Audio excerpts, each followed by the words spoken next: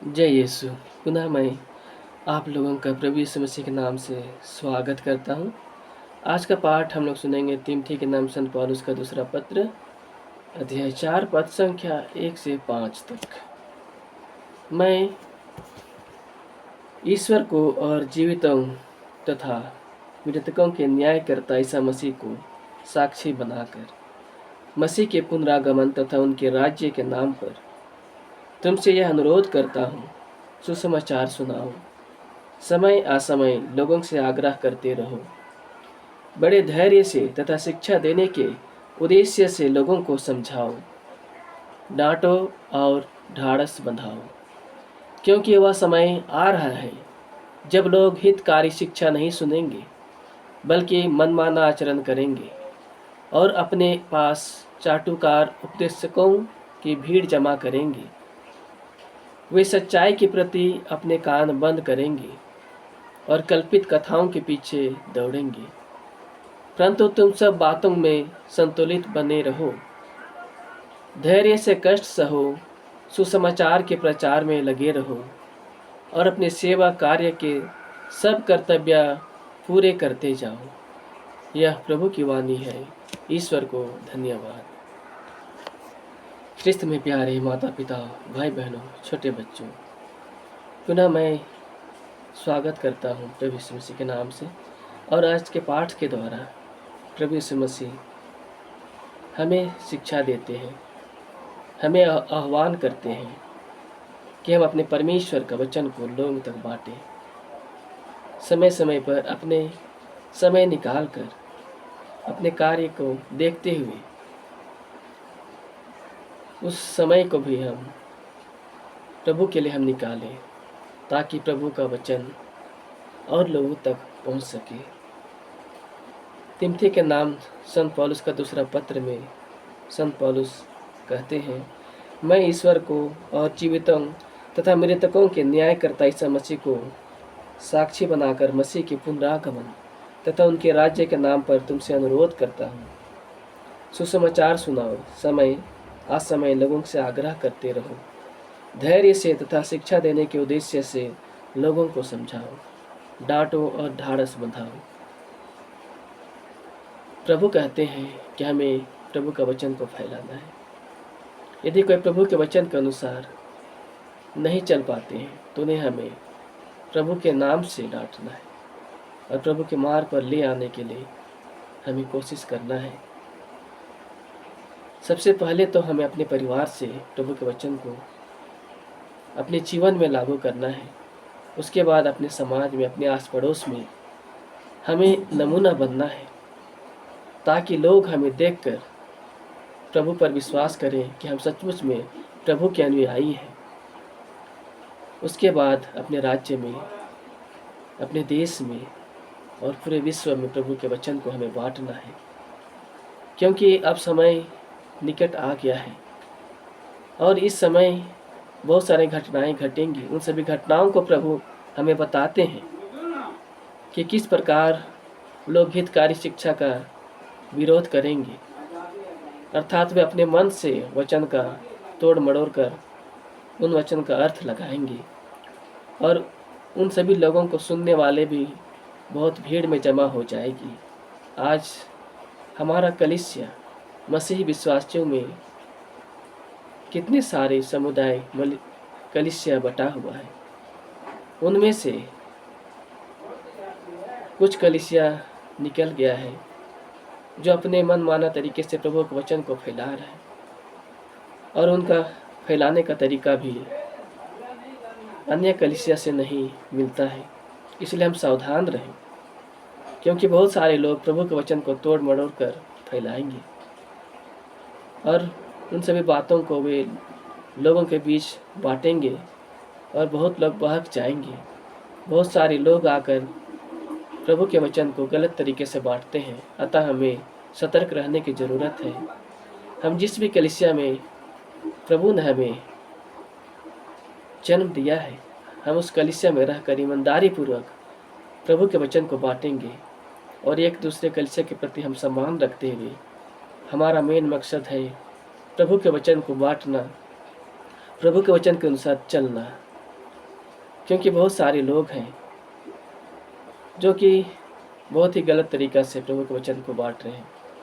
शायद जिनका विश्वास निम्न स्तर का है या जिनका विश्वास कच्चा है, वे बहक जाएंगे और वे उनके समुदाय में, उनकी कलीसिया में शामिल होकर उनका जीवन सर्वनाश हो सकता है। इसलिए प्यारे भाई और बहनों, हम सतर्क रहें। हम जिस भी कलीसिया में हैं, प्रभु के वचन को अच्छी तरह से पढ़ें, सुने और उनका अर्थ को समझें और प्रभु के वचन को हम बांटें, क्योंकि अंत में लोग सच्चाई के प्रति कान बंद कर देंगे और कल्पित कथाओं के पीछे दौड़ेंगे। परंतु प्रभु हमें क्या कहते हैं? परंतु तुम सब बातों में संतुलित बने रहो, धैर्य से कष्ट सहो, सुसमाचार के प्रचार में लगे रहो और अपने सेवा कार्य के सब कर्तव्य पूरे करते जाओ। प्रभु हमसे चाहते हैं कि हम सुसमाचार के लिए कष्ट सहें। यदि प्रभु के नाम से हमें दुख उठाना पड़े तो उसे हमें स्वेच्छापूर्वक स्वीकार करना चाहिए, ना कि भ्रमित होकर इधर उधर भटक जाएं। क्योंकि प्रभु हमें पहले से आगाह करते हैं कि अंतिम समय में किस तरह का घटना घटेगी। प्रभु के पुनरागमन से पहले किस तरह का घटनाएं घटेंगी। महामारियाँ, भूकंप, बाढ़, युद्ध और नाना प्रकार के विपत्तियाँ का सामना करना पड़ेगा। तो हम आइए भाई और बहनों, हम सतर्क हो जाएं और प्रभु के वचन के अनुसार जीवन जिए। प्रभु हमें शक्ति सामर्थ्य प्रदान करे। तो आइए हम प्रार्थना करें। हे सशक्तिमान परमेश्वर, पुनः प्रभु आज के सुंदर दिन के लिए प्रभु मैं धन्यवाद करता हूँ। धन्यवाद धन्यवाद प्रभु, तेरी स्तुति है प्रभु, तेरी महिमा हो प्रभु, ये सुंदर जीवन देने के लिए, नई सांस देने के लिए पिता, रात भर हमें संभालने के लिए प्रभु धन्यवाद, कोटि कोटि धन्यवाद पिता, अच्छी नींद देने के लिए पिता धन्यवाद, हमें शारीरिक, मानसिक, आध्यात्मिक रूप से स्वस्थ रहने के लिए प्रभु धन्यवाद धन्यवाद। इस वक्त प्रभु पुनः आपकी महिमा के लिए, आपके वचन को हम सुनने के लिए प्रभु उपस्थित थे। प्रभु इस समय के लिए भी धन्यवाद धन्यवाद। इस वक्त प्रभु जितने भी भाई बहन प्रभु आपके वचन को सुन रहे हैं पिता, उन सभी को प्रभु आपके पवित्र चरणों में समर्पित करता हूँ कि प्रभु आपका वचन हमें आह्वान करता है, प्रेम पूर्वक आह्वान करता है कि प्रभु हम आपके वचन को फैलाएं, एक दूसरे तक फैलाएं, बांटें। यदि कोई आपके वचन के अनुसार नहीं जीवन जी सकता है तो हम उसे समझाएं, डांटें, आपके नाम से डांटें और उन्हें आपके मार्ग पर ले आए। क्योंकि अंतिम समय में जो भी घटनाएं घटेंगी प्रभु, उन सभी घटनाओं का प्रभु आपने पहले जिक्र किया है, हमें सचेत किया है मेरे परमेश्वर, कि अंतिम समय में लोग प्रभु आपकी शिक्षा को नज़रअंदाज करेंगे और वह अपने मन से, अपने मन की इच्छा के अनुसार वचन को सुनेंगे और वैसे ही लोगों को वह फॉलो करेंगे मेरे परमेश्वर।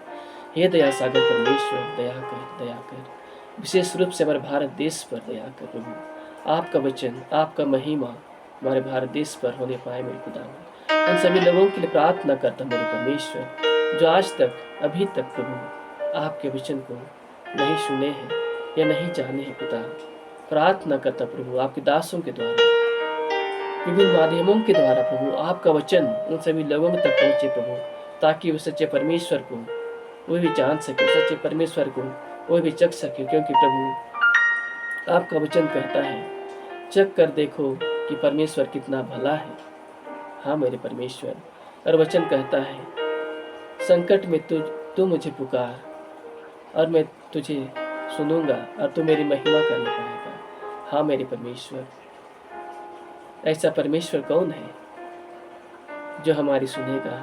हाँ मेरे परमेश्वर, तो हमसे इतना प्रेम करता है मेरे खुदा कि अपने इकलौते पुत्र को हमें प्रदान किया, ताकि जो कोई भी प्रभु उस पुत्र पर, उस परमेश्वर पर विश्वास करता है, उसका सर्वनाश नहीं होगा लेकिन वह अनंत जीवन पाएगा। हाँ मेरे खुदा, यह वचन प्रभु सभी लोगों तक पहुँचे और यह जो महान प्रभु आपने वरदान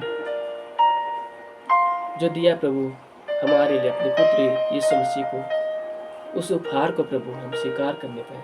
समस्त मानव जाति उस परमेश्वर को स्वीकार करने पाए जो सचमुच सच्चा है, पवित्र है, निष्कलंक है, दयालु है।